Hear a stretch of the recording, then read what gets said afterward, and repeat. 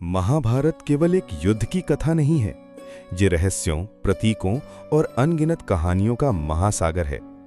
कुरुक्षेत्र की रणभूमि से लेकर हस्तिनापुर के राजमहल तक और हिमालय की गुफाओं से लेकर ऋषियों की तपोभूमि तक, हर जगह इस महाग्रंथ ने ऐसे प्रश्न और रहस्य छोड़े हैं जिनका उत्तर आज भी खोजा जा रहा है।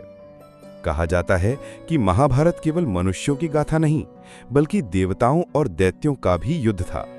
युद्ध भूमि में अर्जुन के सामने खड़े थे केवल कौरव नहीं, बल्कि उनके पीछे खड़े थे काल, समय और भाग्य।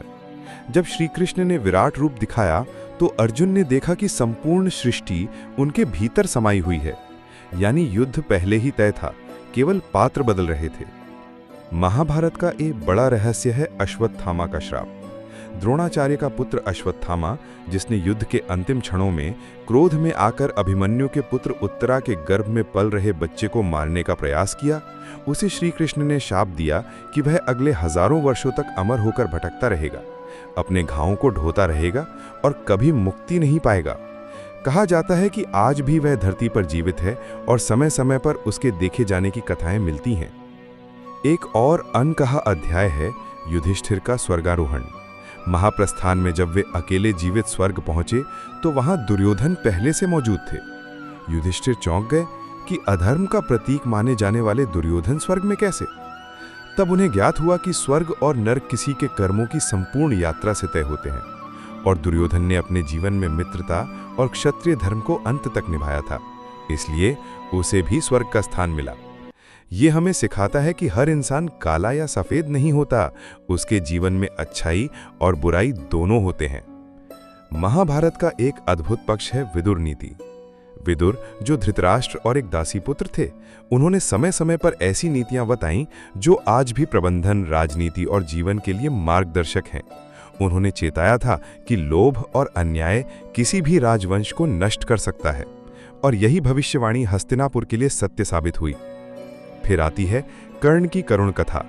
सूर्यपुत्र होकर भी वे समाज में सूत पुत्र कहलाए और अंत तक अकेलेपन का भार उठाया। युद्ध में जब वे अर्जुन से भिड़े तो धरती ने ही उनका रथ का पहिया निगल लिया। ये प्रतीक था कि भाग्य भी उनके खिलाफ था। कर्ण का जीवन हमें ये बताता है कि मनुष्य कितना भी महान क्यों ना हो, अगर समाज उसे सम्मान नहीं देता तो वह भीतर से टूट जाता है। महाभारत के युद्ध के बाद धरती पर कलयुग का आगमन माना जाता है। गीता का ज्ञान इसीलिए अमर है क्योंकि ये केवल उस युद्ध के लिए नहीं था, बल्कि आने वाले युगों के लिए था।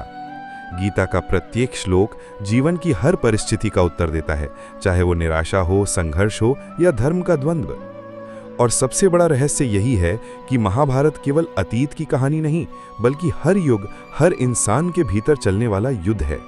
जब भी कोई व्यक्ति सत्य और असत्य, धर्म और अधर्म, स्वार्थ और त्याग के बीच चुनाव करता है, तो वह अपने भीतर का कुरुक्षेत्र लड़ रहा होता है।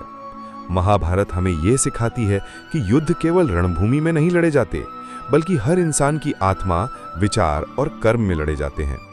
यही कारण है कि ये महाकाव्य आज भी जीवित है और तब तक जीवित रहेगा जब तक मानव सभ्यता का अस्तित्व है।